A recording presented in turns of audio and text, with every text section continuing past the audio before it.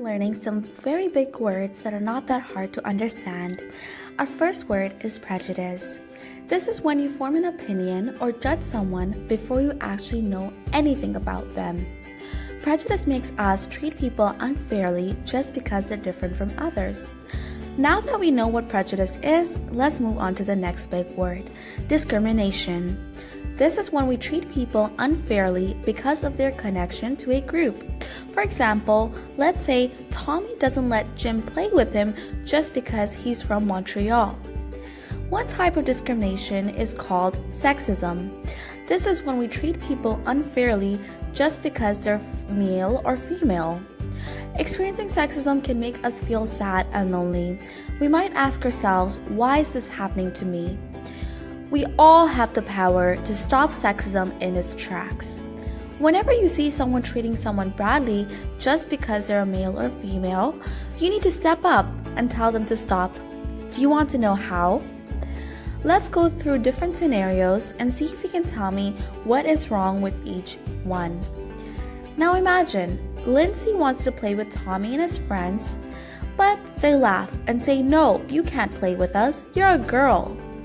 What's the problem here? Lindsay's not allowed to play with the rest of the group just because she is a girl.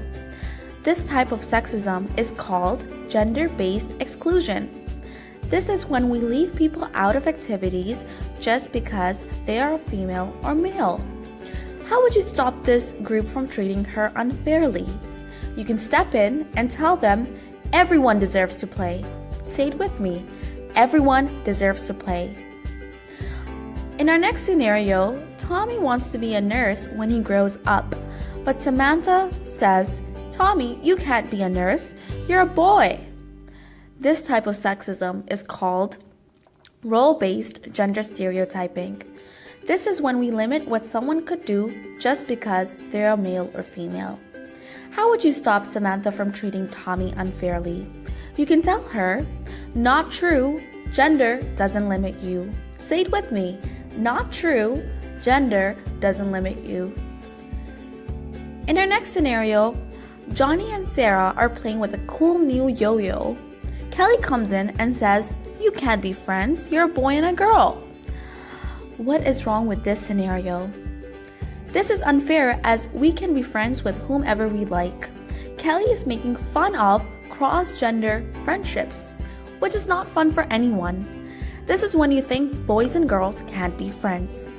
How would you stop Kelly from making fun of them? You can tell her, being friends with everyone is cool. Say it with me, being friends with everyone is cool.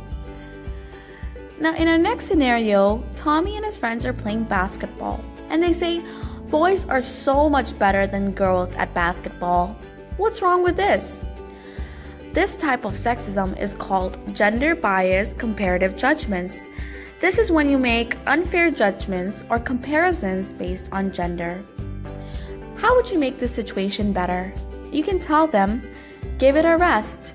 No group is the best." Now let's see if you were paying attention. While watching this, try to guess what kind of sexism this is and what you can say to stop it. Erica says she wants to be a pilot when she grows up. Jessica tells her, "Only boys can become pilots." What type of sexism is this and what can you say to stop it? Pause this video right now and see if you can get it right. If you guessed role-based gender stereotyping, then you're correct. High five! Now Erica can reply back and say, "Not true, gender does not limit you."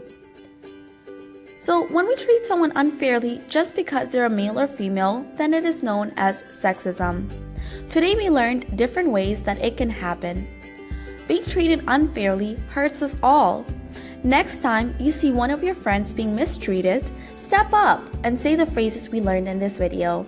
Thank you so much for listening and for being awesome. I'll see you then.